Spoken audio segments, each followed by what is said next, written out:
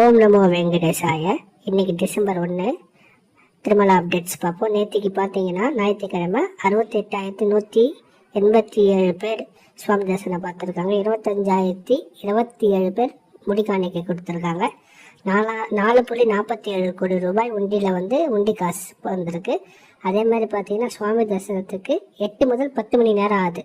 அதாவது சர்வ தரிசனம் மொத்தம் 14 அறையில் பக்தர்கள் காத்து கொண்டிருக்காங்க. அதே மாதிரி நீங்கள் எஸ்எஸ்டி டோக்கன் ஆஸ் யூஷுவலாக பார்த்தீங்கன்னா 3 இடத்துல கொடுக்குறாங்க. எஸ்எஸ்டி டோக்கன் மூலயமா நீங்கள் சுவாமி தரிசனம் பண்ணிங்கன்னா 4 முதல் 6 மணி நேரம் ஆகுது. அதே மாதிரி நீங்கள் அலிப்பிரியாக நடந்து போகிறீங்கன்னா, அலிப்பிரி பாதையில் நடந்து போகிற மாதிரி இருந்தீங்கன்னா நீங்கள் பூதேவி காம்ப்ளெக்ஸில் வழங்கக்கூடிய திவ்ய தரிசன டிக்கெட் வாங்கிட்டு அடுத்த நாள் சுவாமி தரிசனம் பண்ணணும். 300 ரூபாய் டோக்கனில் போனீங்கன்னா 2 முதல் 4 மணி நேரம் ஆகுது.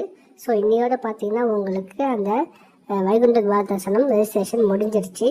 அதே மாதிரி 300 ரூபாய் ரெஜிஸ்ட்ரேஷன்ஸ் பார்த்தீங்கன்னா அப்கமிங்கில் ஓப்பன் பண்ணுவாங்க. கண்டிப்பாக நான் உங்களுக்கு அப்டேட் பண்ணுறேன். ஓம் நமோ நாராயணா.